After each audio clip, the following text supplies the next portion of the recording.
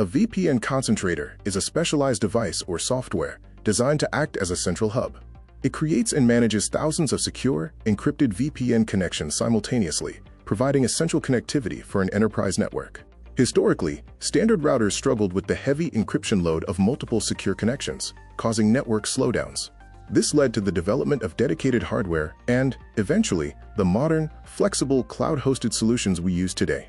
The core components include authentication, which verifies user identity, the encryption engine, which manages data traffic processing, and tunnel management, which maintains secure pathways and assigns private IP addresses. VPN concentrators are used for large remote workforces, enabling secure access to enterprise systems.